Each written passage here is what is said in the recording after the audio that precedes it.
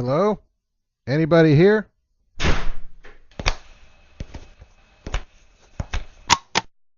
Huh. What's that sign say?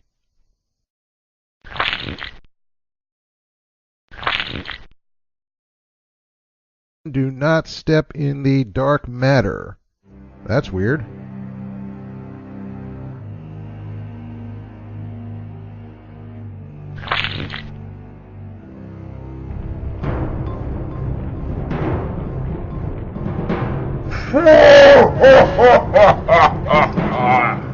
So, you dare step in the dark matter's domain?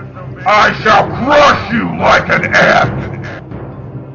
4, 3, 2, 1.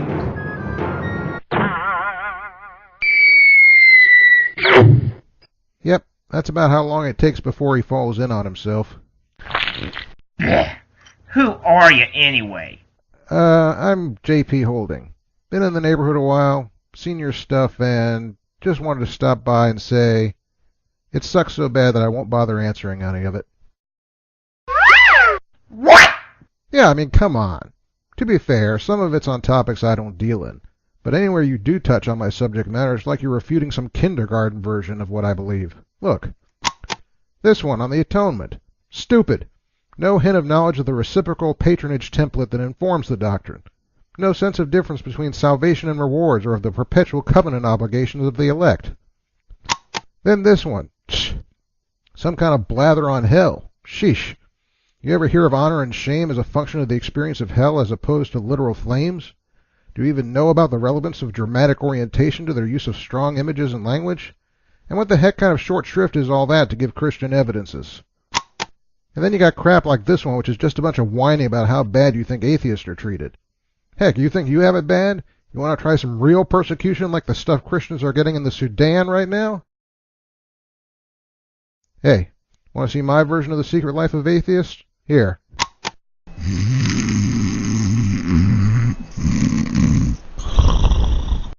So, that's why I won't be bothering with you. Unless...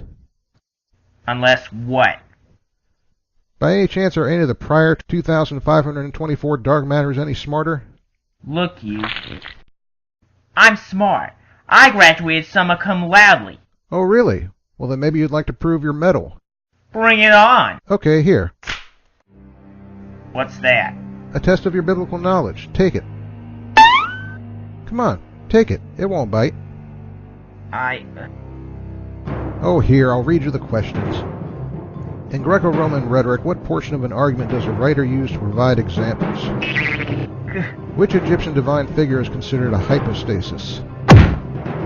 Who's the leading writer on Christian pacifism?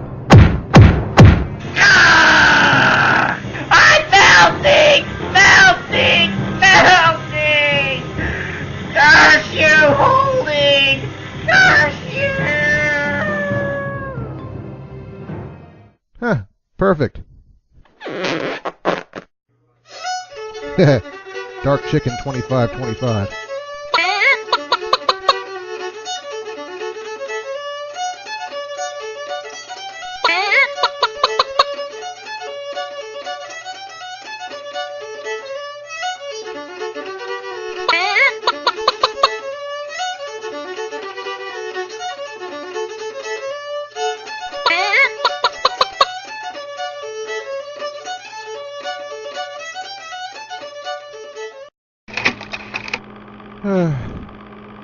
Okay, look, Dark.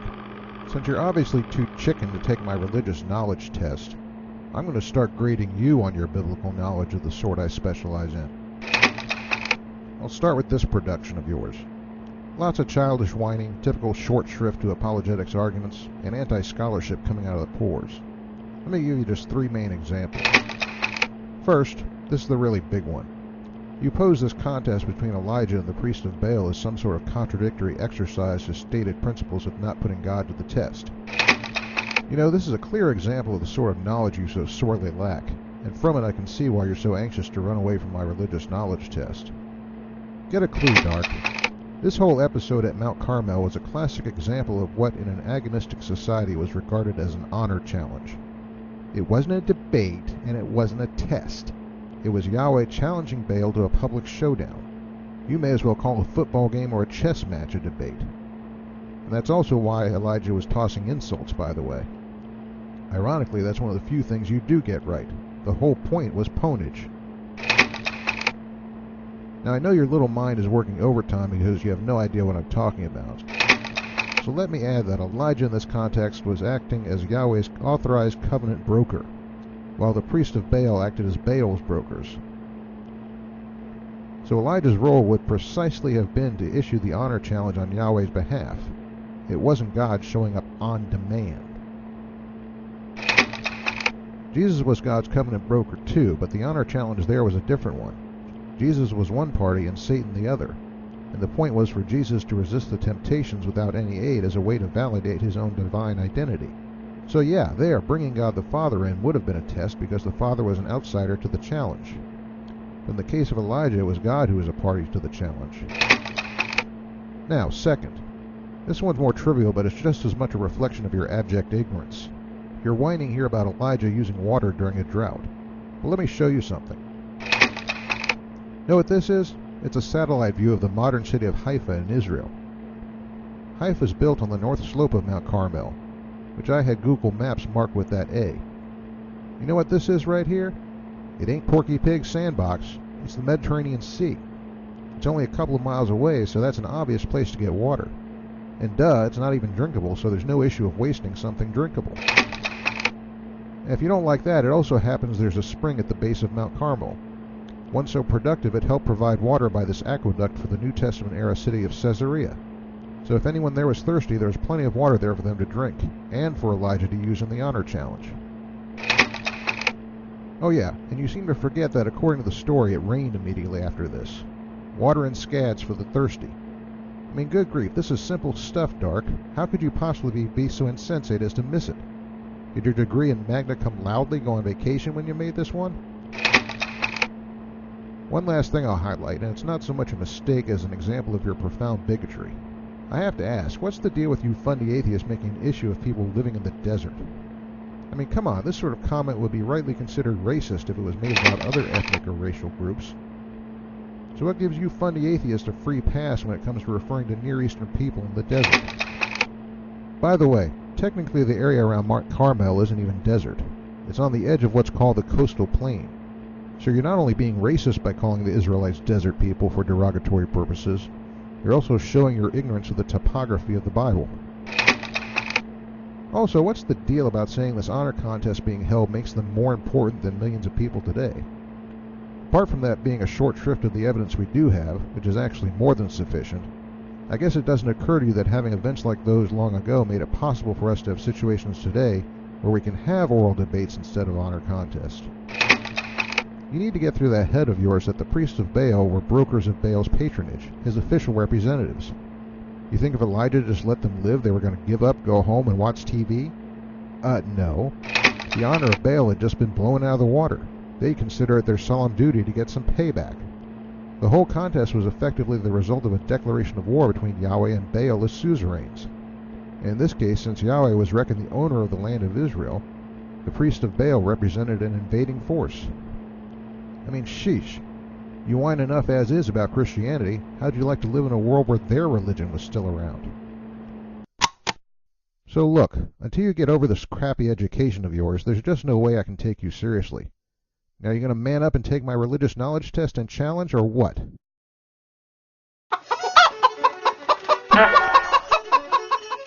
I guess he'll just keep laying eggs.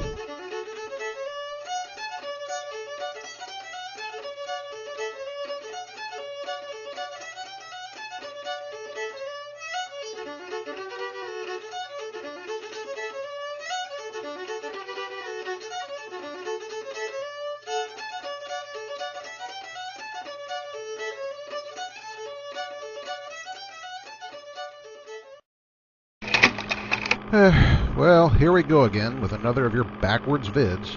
If you put half as much work into thinking about your arguments as you do into the animation, you might actually pass kindergarten level sometime.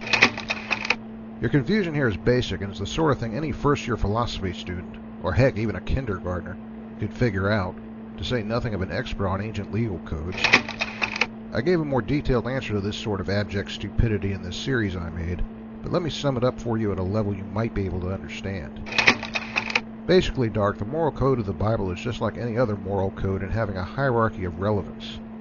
Some aspects reflect an absolute and objective moral background, but others reflect a potentially subjective application of some objective moral that lies behind the application. My favorite example is this one concerning the law about roofs having railings. The law itself is subjective to the extent that it's based on the assumption that people lived and worked on their roofs, as they do even today in Middle Eastern countries. But behind that subjective application there lies an objective moral basis, which could be summed up as saying, you do what you should to make sure people don't injure themselves. Now your main focus was on how stoning was used, but that's even more confused on your part since stoning is a penalty, not a moral standard. A penalty can be determined according to the danger posed to society, which is something that can change frequently according to varying social factors. So yeah, the penalty is going to be one of those subjective applications behind which there lies an objective moral. We can yap all day about where to draw the lines on these things, but the bottom line is, you're engaging in one of your typical oversimplifications. Not to mention the fact that you don't even get that the former covenant is for a theocratic government, while the newer one is essentially between God and a social in-group. A social in-group by itself wouldn't have the means to impose civil penalties. These are huge differences that you're entirely oblivious to. So when are you going to shape up on the scholarship, huh, Dark?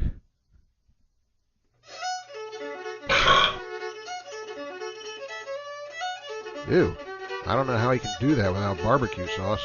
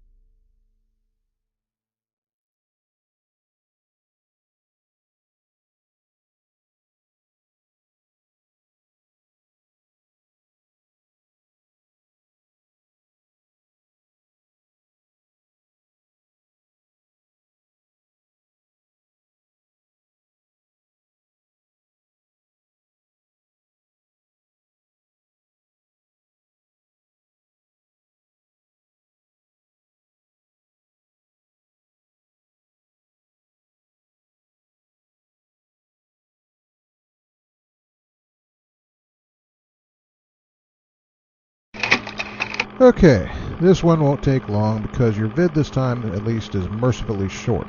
If it were any longer, we'd need to report you to the Geneva Convention. As I once said before, this is pretty pathetic as a short shrift of the theistic proofs and Christian evidences. Essentially, you're whining that God doesn't do any dog and pony shows for you. The whole argument about God revealing himself being contrary to free will is true to an extent, but I only buy that to the extent that I think the evidence is more than sufficient for anyone to make the right basic choices. In other words, the evidence is 100% sufficient and you're whining for 150% evidence. I mean, really, Dark, you're trying to tell us that all the evidence out there isn't at the very least equivalent to a shout-out? Give me a break. That might be more believable coming from you if you showed anything like the depth of knowledge needed to make such an evaluation. As it is, you run from what is a relatively simple test I offer, one which would be simple if you were even a quarter of the authority you popped yourself as being. Here's the reality. Fundy atheists like you aren't passively calling for help from a fire. You're actually sitting in your own little world pathetically trying to argue that there is no firefighter and that none of his hoses, trucks, or equipment exists, or that none of it works. Don't tell me otherwise and crap like the idea of Jesus not existing is so popular with fundy atheists these days. And of course, for the record, you're on about hell as literal fire, and that's another issue you need to educate yourself about. Shame, Dark, not literal fire. Read the text in agonistic terms. God didn't start any fire, and there is none. You got anything to say this time?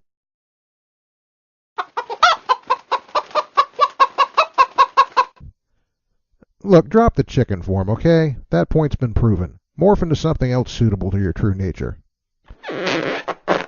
Huh? What's agnostic mean?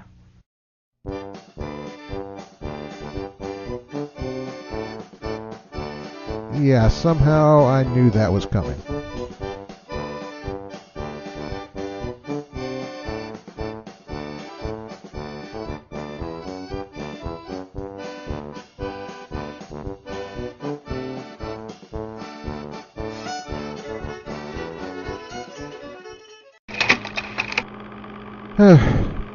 You know, when you do crap like this, it's not easy to tell if you're being funny or just stupid. If you're aiming for funny, be advised that the level of ignorance displayed rates it somewhere on the humor scale between a burning hotel and a dental appointment. If you're being stupid, which is where my vote is, well, I haven't the slightest idea where you get these ideas about magic sperm from, unless you borrowed some doctrine from Joseph Smith and filtered it through a 5-year-old. Let's get right to the point. The critical description is here in Luke 1:35, and there are two key words. The first is this one. Now, I know your little juvenile mind is working overtime here, but no, there were no sexual connotations to it. As you can see by the parallel example involving the Holy Spirit, the meaning is little more than a sense of arrival at a location. The second word is this one, and this is really the key to the whole thing. The second passage is an example of how it was used elsewhere by Luke. The third and fourth passages are what scholars suggest Luke was alluding to. Either one would indicate that what was happening with Mary didn't involve magic sperm, but an act of divine creative fiat. The Spirit was God's hypostatic principle of action and life-giving creation, and that's what defines the conception of Jesus, not your grade school permutation. Well, you think you can get your mind out of the gutter and be a little more sophisticated next time? Nah, I like it down here. Guess he has to go where his fan base lives.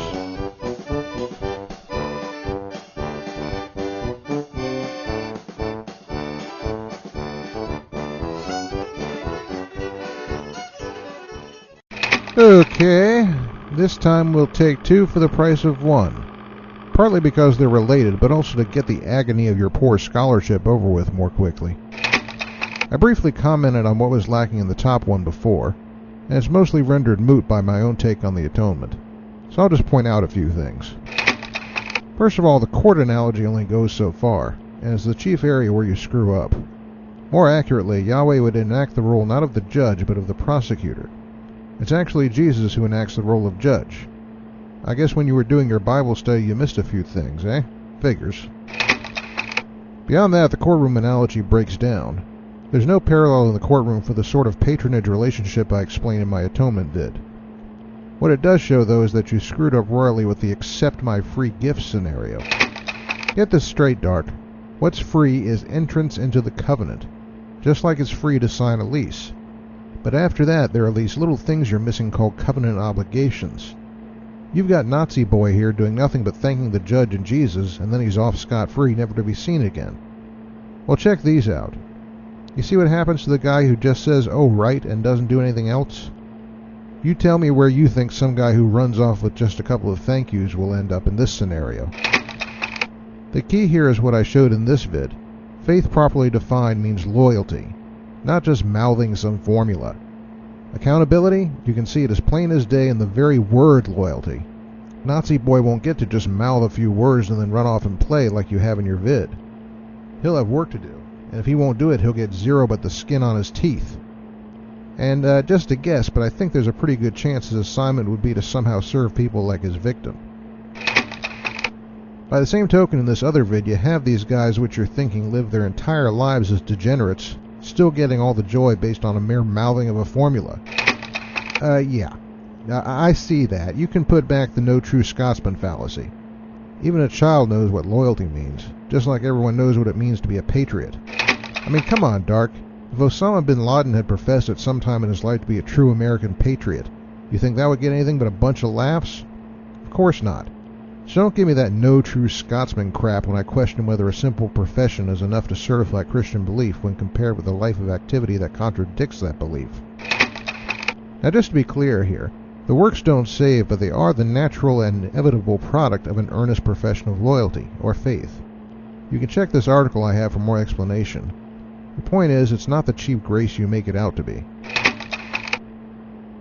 And by the way, what's forgiven here is not the sin against your Miss Thompson victim. What's forgiven is the sin as an act against God, as moral authority in creation. So again, in the courtroom analogy, Yahweh is like the state, the one whose laws were violated, and the victim of the crime becomes a witness for the prosecution, which also means your part 2 of that justice vid fails because it's not just between the two parties. And remember too what I said about the contextual definition of forgiveness in the last vid. Now on this, I've already pointed out that you need to dump this kindergarten view of hell, and that's a flaw in both of these vids. The real environment, again, is shame. Hell is shame, not burning. The point of Jesus being crucified was the shame, not being beat up. So there's equity there. To that extent as well, your picture of these people being tortured also fails. I guess you probably know as much about social anthropology as you do about Japanese fiscal policy, so let me put it in a nutshell for you. Shame corresponds with the depth of sin. So your theoretical person who dies with one sin will have an experience corresponding to that level. The clue here again is shame. What hell actually represents is lack of access to God and His kingdom and all the privileges and work it involves, not fire and torture and all that childish stuff you're putting out. And I'll add one more thing to make your head spin. You know all those metaphors about the body of Christ? They relate to a concept called group embeddedness. People in a collectivist society understood themselves and their identity in terms of the groups they belonged to. The application here is that in a sense understood by a collectivist society, when Jesus took on death for us and when He was raised, it's fundamentally the same as us having died and been raised. So actually, all your complaints about this being barbaric because a substitute is used are moot. You could properly call Jesus a substitute for us, sure, but the far stronger element is that He represents us, and that Christians have their embedded group identity in Him. Oh yeah, had to say something about this. Real cute, Dark. But you know what? I'm not surprised, because heck, who wants to waste electricity? So there's your epic fail in a nutshell. How about you pick up some real Christian scholarship and get informed for a change? Christian scholarship? Of course I use Christian scholarship.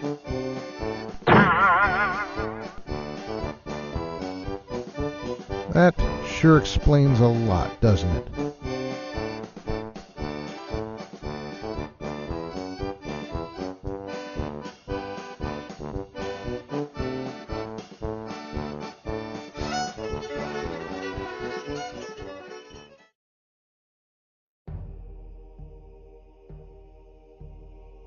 For years, Christian scholarship has been saturated with the answers that completely debunk and destroy the claims of funny atheists like DarkMatter2525. So if you currently find yourself in some way represented by what you're about to see here, then you are worse than an embarrassment to your cause, because you have or serious education.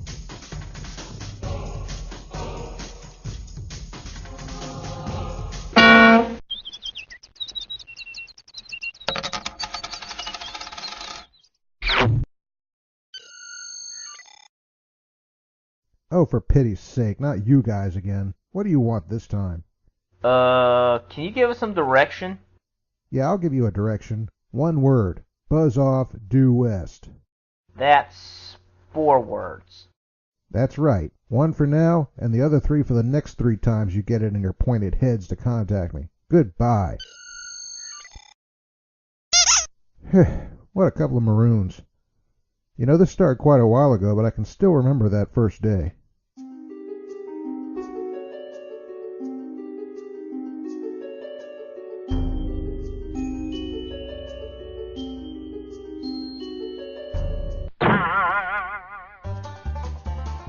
Are we on? Hey, it's us, DarkMatter2525 and Cult of Dusty. That's right. Now, we've been making a lot of videos lately, but we ain't never took our game to no Christian apologists. Yep. We're gonna dance right in there and slap one of them apologists on there silly. Or make them deconvert. Yep. They need to get clean of that brainwash problem they have. Yeah, they probably never even heard of education, or critical thinking, or Darwin. Yep. But once we get on their case, they'll be on our side. Oh! I know. Yeah? Yeah? There sure can't be no God, Yeah? Yeah? because we've sent astronauts up there, Yeah? Yeah? and they sure didn't see one. That's a good one. They'll never refute that. I got another one. Yeah. It's from Carl Sagan.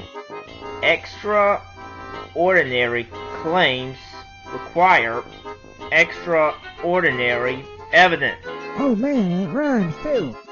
Yeah, Carl was such a profound thinker, wasn't he? Yep. No one can hold a candle to old Carl, especially on his history of the library at Alexandria. Oh, wait, I know. Yeah, what? Christians must not believe in God. Well, that's profound. How do you figure? Well, they think he's all-knowing and all-seeing, right? I guess. So how can they stand it when they go to the bathroom? So, I'm gonna try that.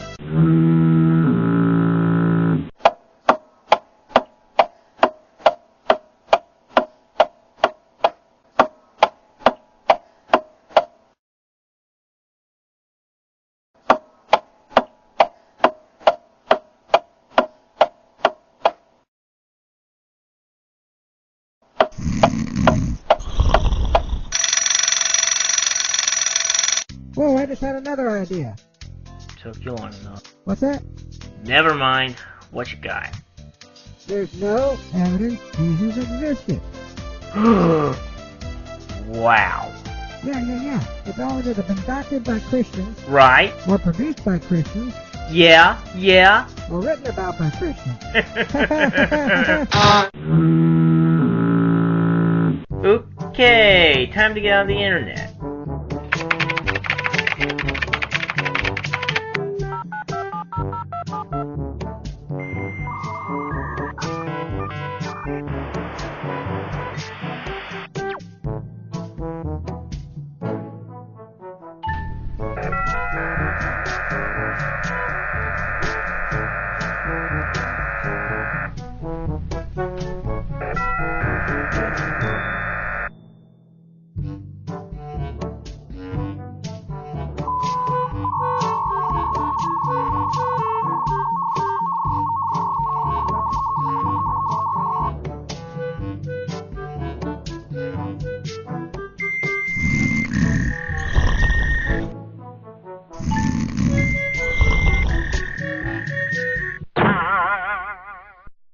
Oh, we got something. It's a Christian apologist. What the... Oh, great. What do you two bozos want? Hey, he knows who we are. Yeah, look, you two. I'm busy for the next 16 weeks writing an ebook on the patronage transference model. But who's this? What's it? Exactly. So if you want to interact with me, you'd need to make it worth my while. I'm PMing you with a list of books to read. Once you've read them, get back to me. I'm not in the mood for debates with brick walls.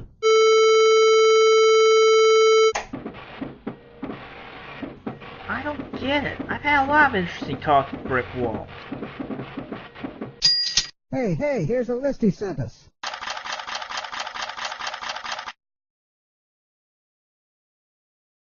Let's start with the shortest one on there.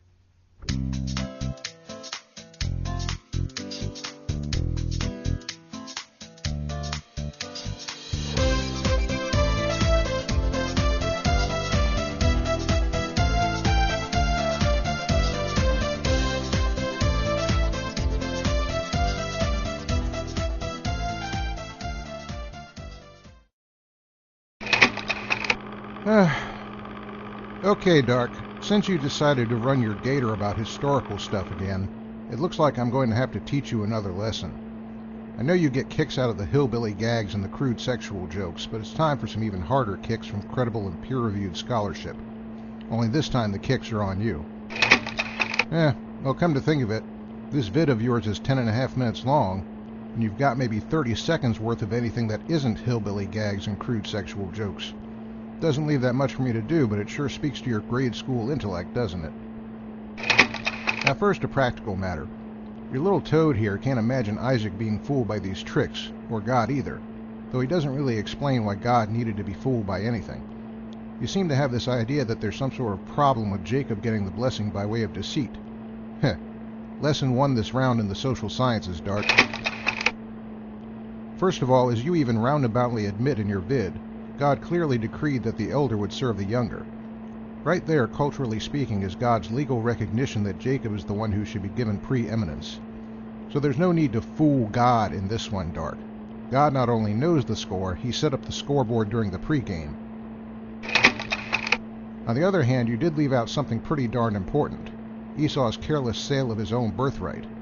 I imagine you're such a hayseed that you don't think this is important, but let me give you a clue.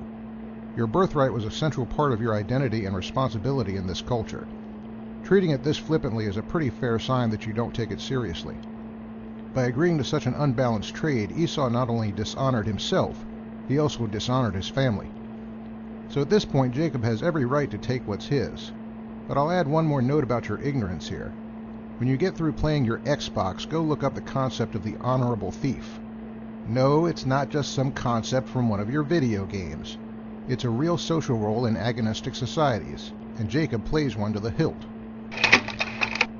If you need help understanding the idea, you can watch this movie. It's about at your academic level. Bottom line is you can keep all that crap about rewarding a lie for personal gain. Now, your little bug here also whines that Isaac must be pretty stupid to think that Esau could have hunted down game so quickly, and that it was stupid to fall for the idea that God helped him on the hunt. Not really, given the family history. You remember this? Oh yeah, this would have been part of the family lore, of course. So no, Dark, given that, Isaac would hardly have been surprised by a reply like that. Then your little fly seems to think it amiss that Isaac wouldn't taste that it was goat instead of game, and wouldn't think about the fact that they had plenty of goats around. Well, 2 news flashes here, one medical, one cultural. The medical one is that as humans age, their senses frequently decline in quality. I'll read you a little bit from this qualified medical source. Try to pay attention. The number of taste buds decreases as you age. Each remaining taste bud also begins to lose mass, or atrophy. Sensitivity to the 4 tastes often declines after age 60. In addition, your mouth produces less saliva as you age. This causes dry mouth, which can affect your sense of taste. Now, Dark, as old as Isaac was, there's a darn good chance that he wasn't able to tell the difference between goat and gazelle, especially if it was seasoned up pretty good. Try to think of things like that next time. The cultural aspect is something I cover somewhat in this vid. Basically, Dark, animals like sheep and goats weren't kept for food. They were kept for their products like milk and wool. So no, Isaac wouldn't think for a minute that the meat was from their own goats. Under normal circumstances, their value was too great to simply eat them. Oh yeah, here was one of your favorite parts, I'm sure, where you get to make a lot of hillbilly jokes about marrying cousins. Real cute. Except you need some history lessons. Close family marriages aren't the strict province of hillbillies. In fact, it was also the normal practice of European royalty, as well as major business families like the Rothschilds. There's a reason for that, and it also applied in the time of Jacob. Basically, because family groups were in constant competition for survival, marriage to cousins was a way to keep the resources for survival within the family group. That's a main reason Rebekah wouldn't want Jacob marrying a Hittite, by the way, and why Laban would have preferred it as well. So you can keep the barfing bug to yourself. As I've said, you live in a world with a 7-Eleven on every corner. You don't have to fight off predatory outsiders to survive the way they do. Well, that's pretty much it as far as rational analysis goes from you on this one. Oh, with one exception. You make a big deal about inaccurate science here. And yeah, actually, you're right. What Jacob did is obviously a form of sympathetic magic, putting a striped object in front of the flock so that they had striped offspring. Yes, Jacob was engaged in bunk, no doubt about it, but the joke is on you. You see, you got set up, but the punchline comes later. Here, Jacob indicates that God showed in a dream that Laban was intentionally deceiving him. And here the reader is now told that God divinely intervened for the purpose of evening the odds that Laban was stacking against Jacob. Jacob obviously did think at first that the sticks were the key to his success, but also obviously God stepped down on Jacob and disabused him of the notion. So, double whammy on you that time. You should have kept reading before you made the vid. So, there's another lesson in socio-cultural exegesis for you. Got anything to say? Exegesis? Boy, you can play about me using foul language. I gotta remember that around here, words have a 4-letter limit.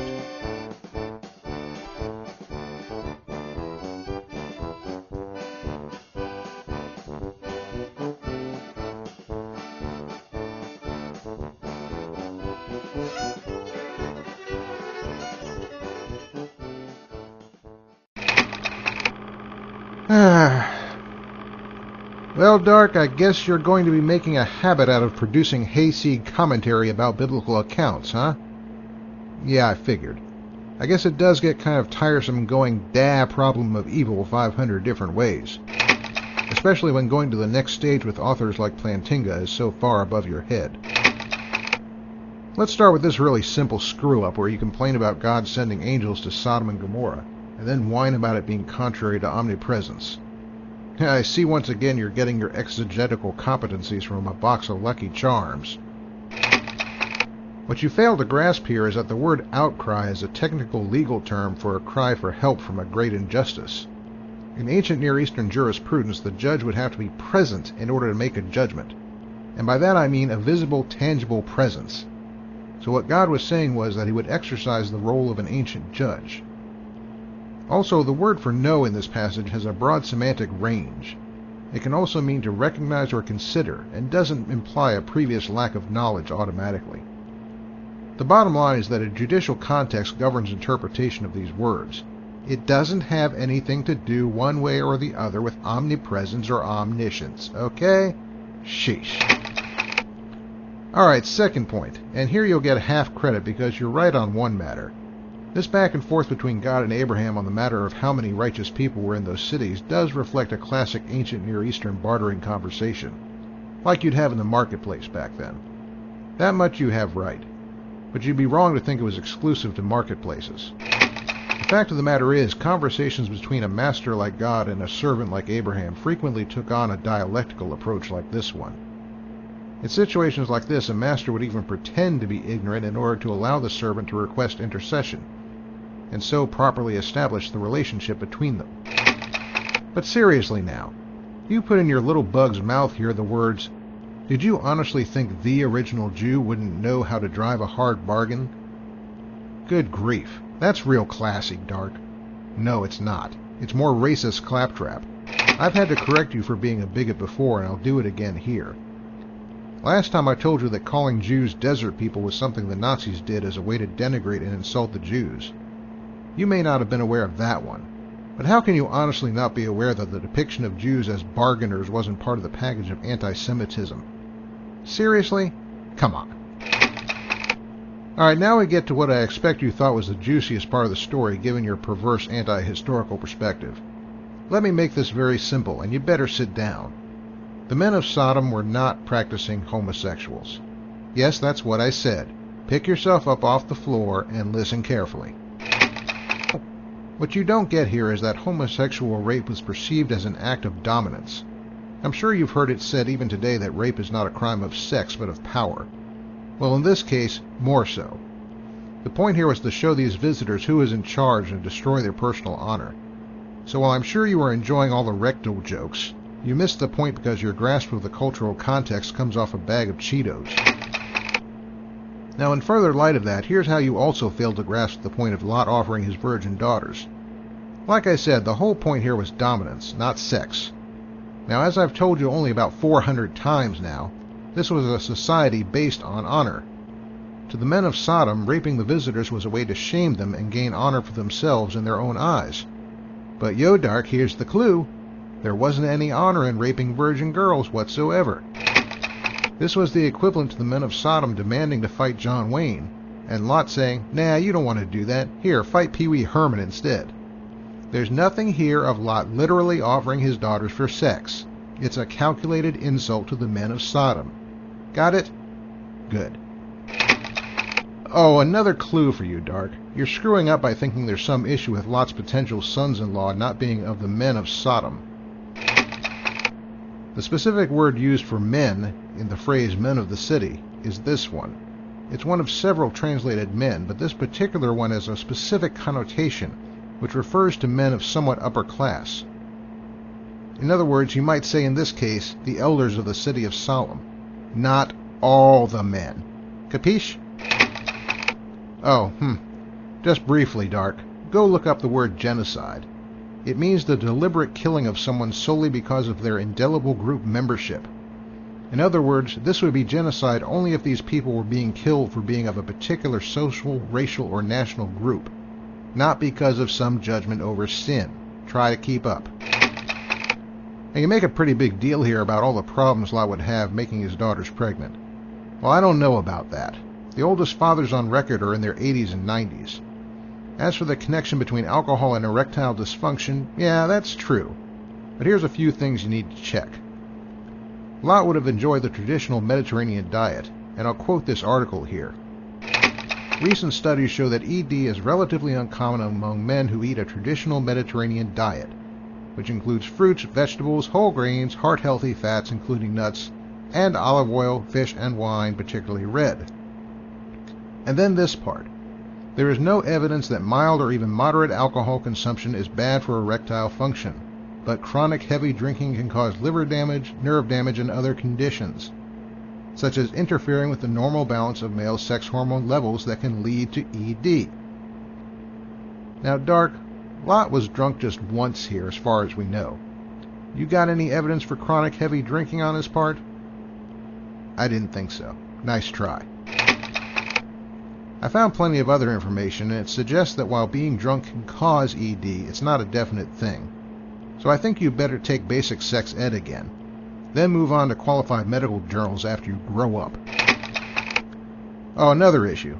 In addition, between various medical factors, there's actually a pretty significant window within which a woman can get pregnant. So it's not quite as out of the question for Lot's 2 daughters to get pregnant by him as you're implying. Still, we don't even need to go there in the first place, because there's a far more likely literary explanation. You need to go watch my series on the oral tradition background of the Bible. Basically, we can see in this portion a roughly dechronologized narrative, one in which events are compressed in time in order to make it far easier to remember the story. I know you're used to reading the text like a fundamentalist. Don't do that, okay? One last thing. I gotta wonder how much you actually know these stories after this part. You're having Abraham meet Lot for the first time here. Dark, check back in Genesis 11:31. Lot is Abraham's nephew, and they have an extended conversation in Genesis 13. So do us all a favor. Instead of going to crap like the Bible Reloaded for information, try a few scholarly commentaries, okay? Do you mind cutting it with the scholarship stuff? I'm trying to think of some more rear-end jokes. I should know better than to disturb him when he's devoting that much brain power to anything.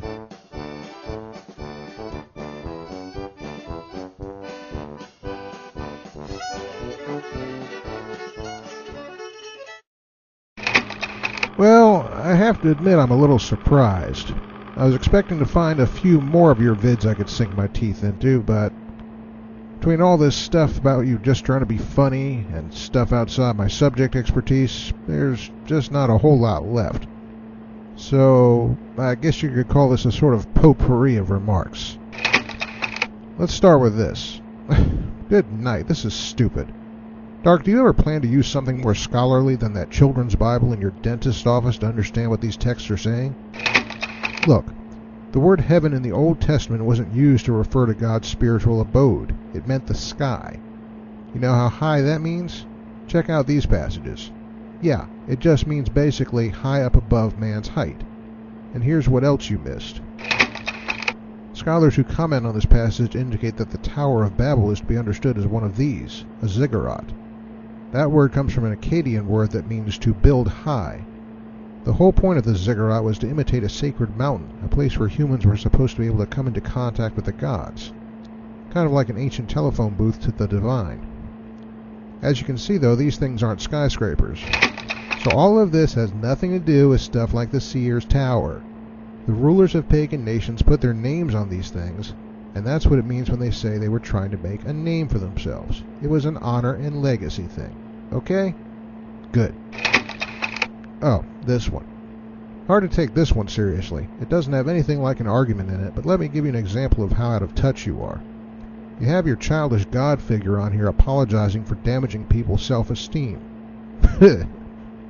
Dark, did you know that the idea of self-esteem only cropped up within the last 150 to 200 years? It's a product of individualism and modern Western psychological experience.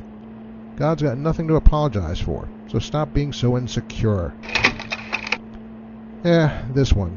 This is typical of your short shrifting of Christian evidences again. Like I said, it'd be a lot easier to take you seriously if your scholarship didn't come off of tubes of Preparation H. Now, here I will give you some credit. You're right in the explanation you gave. But, come on. How do we know what's literal and what's not? You ever hear of things like genre and contextual study? How do you tell when someone says that they're going to blow you away whether they mean it literally or figuratively? I mean, do you hear that and put up giant wind guards because you don't know how to determine whether it's figurative or literal? Please. So I guess that's it. Well, I may have one more surprise later. You got anything to say for yourself? Did you say potpourri? I know you're Catholic. Yep, the Bible in the dentist office and the dictionary in the supermarket checkout line.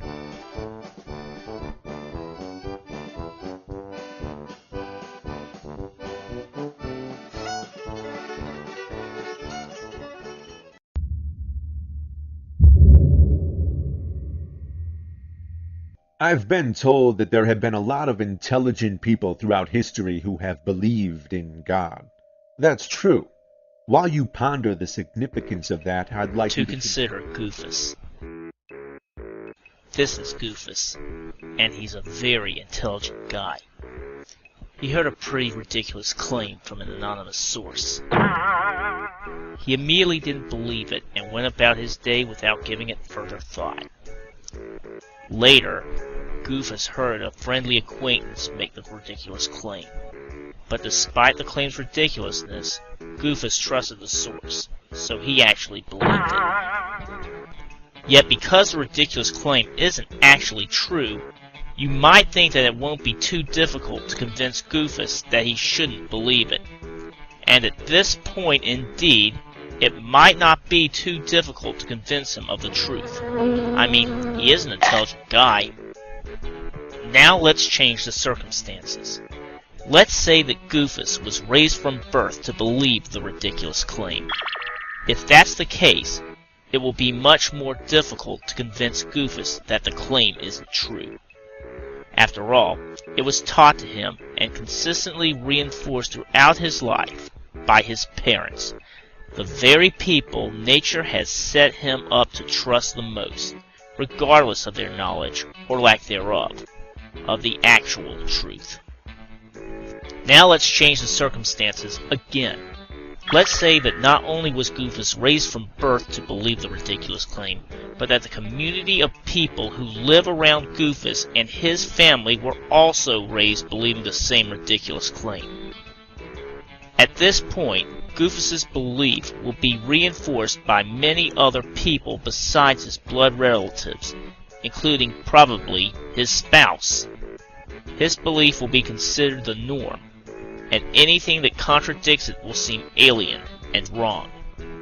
Now it will be very difficult to convince Goofus that the ridiculous claim is wrong.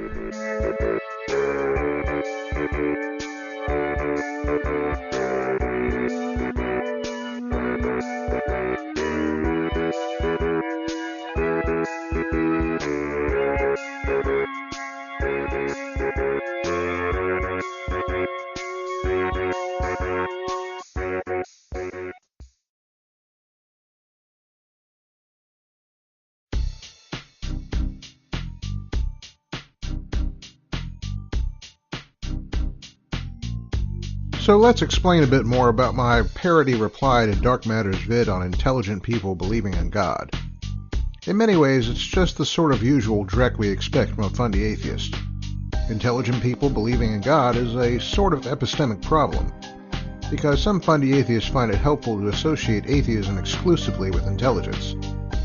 Of course, that does leave open the problem of why there are so many stupid atheists who believe so many crazy things. But I suppose we won't get into that. Dark solution is a common one, which is a variation on one of the most favored canards out there. The old "if you'd been born here, you'd be a whatever it is you're not, rather than what it is you are now" routine. And granted, that might be true in most instances. But it's just as applicable in other scenarios, and atheism is an excuse from that epistemic scenario. The communities of atheists may be a lot smaller, but we still have atheist parents who raise kids. So in the end, this whole argument amounts to an insult which implies that only atheist parents can raise kids who can think sufficiently for themselves. To illustrate the folly of this argument, I drew from a certain analogy that was used to defeat one of Fundy Atheist's favorite heroes, David Hume. Hume was fond of a variation on this argument, about where you were born as a way to explain how you come to believe things like Jesus rising from the dead. According to Hume, the reason people believed Jesus rose from the dead was because people in the New Testament world didn't have enough good sense, education, and learning. Therefore, they were more subject to delusion than sensible, educated, and learned people like Hume. Contemporary critics of Hume sensed the weakness in this argument and retorted with an example of a prince from a tropical climate who had never seen ice. By Hume's reasoning, the prince is just as validated in not believing in ice as the modern fundy atheist might be validated in rejecting miracle testimony. The bottom line in all of this is one thing Dark gets right even as he misses the importance of it. The objective truth is always out there regardless of what we think. But that isn't gotten around by saying we only believe what we do because of the community we were raised in, or the country we were born in. It's really just a dodge, and a shortcut used by fundy atheists to avoid dealing with the real arguments, and facing up to the possibility that intelligent people might just believe in God because they're intelligent. See you next time.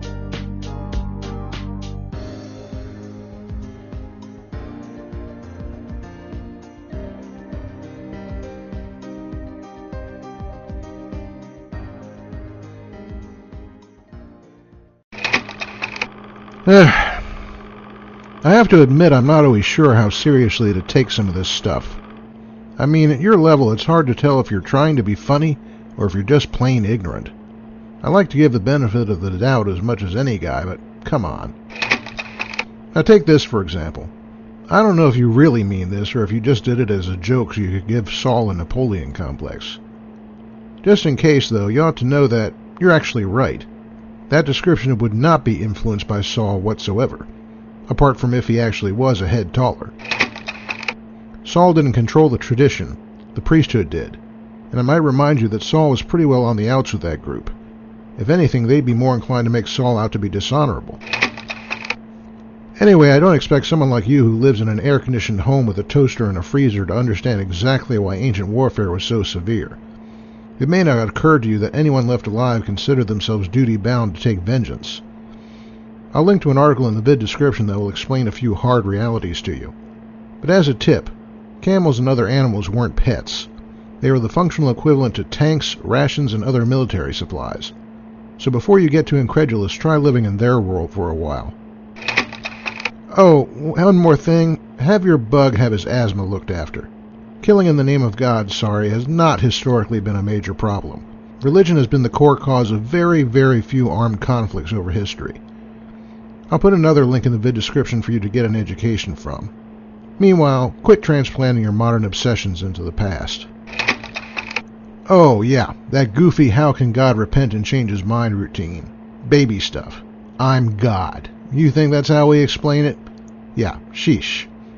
Link, vid description again. Okay? Yeah, one other thing you're probably too stupid to think of. By sacrificing these animals himself, Saul wasn't just disobeying an order. He was also showing that he intended to usurp the power and position of the priesthood. He was also putting himself in Samuel's position and declaring that he, Saul, spoke for God. Now, you wouldn't want church and state to be unified, would you, Dark? I didn't think so. Anyway, when you get done with the cutesy soda jokes, look up some stuff about agonistic societies and find out just how serious an offense that really was. You seem to have a problem with wars in the name of God, so I gotta wonder why you didn't have a problem with Saul doing something that advanced towards validating that very proposition. More babyish stuff here. All this from your bug about God coming up with a lame story to protect someone? Well, gee, Dark, sorry, but God isn't obliged to entertain you with pyrotechnics. What, you think God should have erected a glittering Borg force field around Samuel for protection? Why? You just turn around and say that that's yet another miracle that proves that the Bible is a fairy tale. Make up your mind. Now here, quick lesson in pneumatology. I know you got this childlike understanding of things, like hell is a literal place of fire and all, but that's wrong. And so is this. 1 Samuel 16:14 isn't referring to a demonic being. First of all, the word evil is the same one used in Isaiah 45:7, which I talked about in this vid. It doesn't refer to moral evil. It means basically something troubling or calamitous. Second, the word for spirit is the same one that's used to refer to wind, or in more abstract terms, to influence. So what we have here isn't a demon for hire. It's a more abstract kind of thing. And since he hires David to play the harp to cure what ails him, it's more likely that Saul had something like what we call an attack of conscience. Try not to let the omen govern your exegesis, huh? Pretty funny, too. Your scholarship looks like it came off of BuzzFeed. Now, last thing. You think it's an amazing coincidence that Saul sends for David? Not really. You're missing the social science aspect again. David's father was a well-off tribal chieftain. The fact that he could afford to buy a harp for David tells you that much. If Saul called for help from anyone, he was going to call on a member of that very limited class of people which was less than 1% of the population. Yeah, that's right. David was part of that day's 1%. So no, there's nothing coincidental about this at all. It's the result of limited available choices. That's it for now. I'll get to part 2 later. Meanwhile, you and your fans need to read this to find out why you continue to believe ridiculous things about Christianity even after you deconvert. Pretty mind-blowing. Out of morbid curiosity, after you get done with Samuel's books, any idea what you'll do next? I was going to do the Book of Hezekiah. Can you tell me where to find that? Yeah, I'll bet after that he'll do one on 2 Corinthians.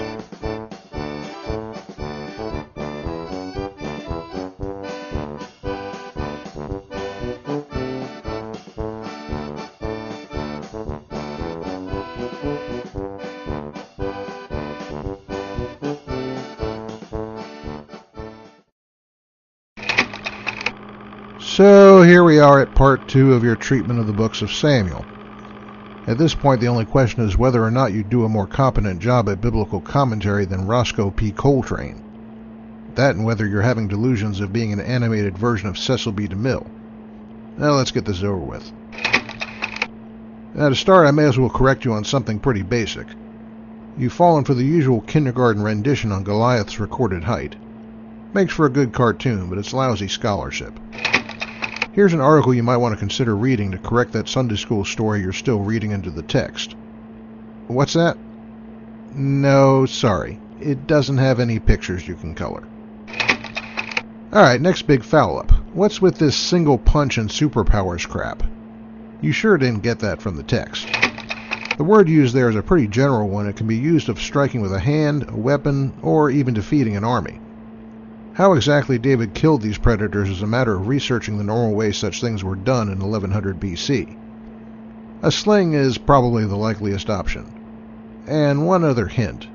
The largest bears in Palestine were only 400 pounds. You're falling for the usual shtick of displacing American grizzlies to the other side of the world.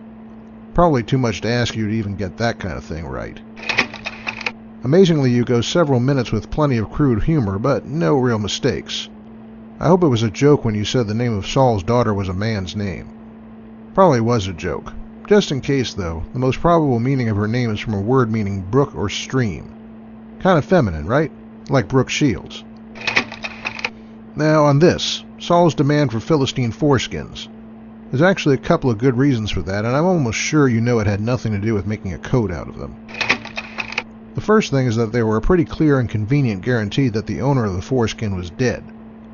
The second thing is that it was guaranteed to get the Philistines stoked against David, because it was an extreme dishonor he was putting on them. Yes, you got that much right. Saul is doing his best to get David killed. What's that your bug said? Why would Saul think David wasn't capable of this with 1,000 men at his disposal? Well, get the point, at least as far as what Saul had in mind. Dishonor, followed by more Philistines on David's back. Look at what that actually means.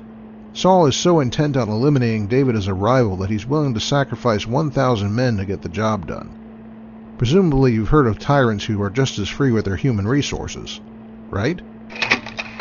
Now seriously, you see David going out and fighting Philistines all alone and taking 1,000 men after them to ask for voluntary contributions of their foreskins? No.